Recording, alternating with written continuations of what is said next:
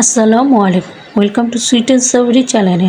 আজ আপনাদের জন্য আমি জর্দা সেমাই রেসিপি নিয়ে এসেছি।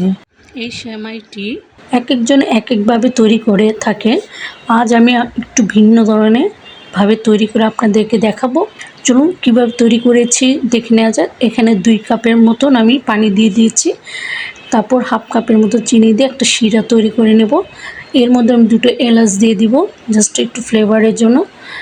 বেশি একটা ঘন করবো না। আমার শিরাটা তৈরি হয়ে গেছে, এটা সাইডে রেখে দিয়েছি। তারপর একটা অন্য পাত্রে আমি 2 টেবিল চামচ মতো ঘি দিয়ে দিলাম। অবশ্যই ঘি দিবেন, ঘি দিয়েই এই সেমাইটা তৈরি করলে বেশি ভালো হয়।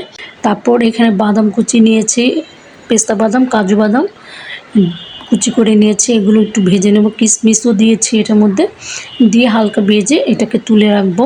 আর বেশি ভাজবেন না, তাহলে বাদামটা পুড়ে যাবে, খেতে ভালো লাগবে না।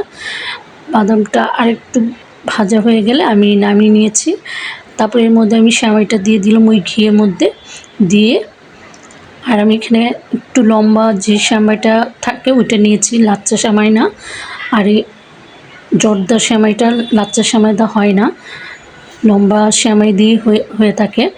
এই সেমাইটা আমি একটু ভালোভাবে ভেজে নেব।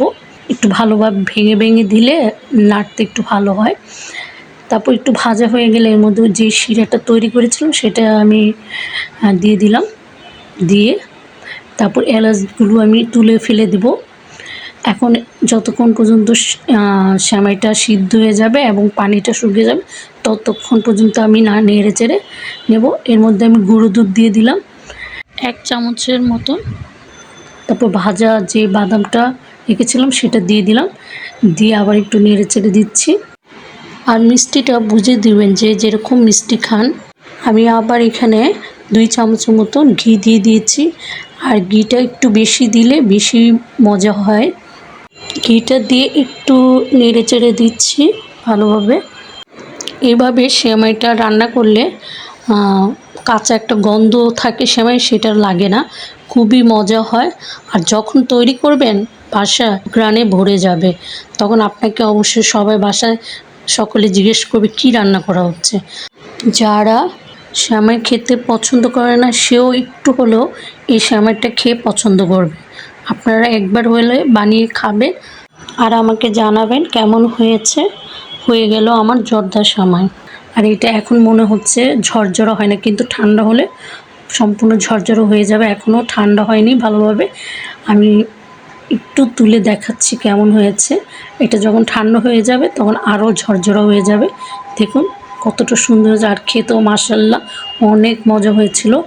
আপনারা এই রেসিপিটা যে কোনো ঈদে বা অকেশনে তৈরি করে মেহমানদেরকে খাওয়াতে পারেন। মেহমানরা খেয়ে অনেক প্রশংসা করবে আপনার এই জর্দা সেমাইটা খেয়ে। সবাই একবার হলো বানিয়ে খাবেন আর আমাকে কমেন্টস করে জানাবেন কেমন হয়েছে।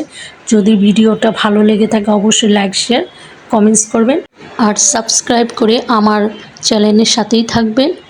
আজ এই পর্যন্ত, আল্লাহ হাফিজ।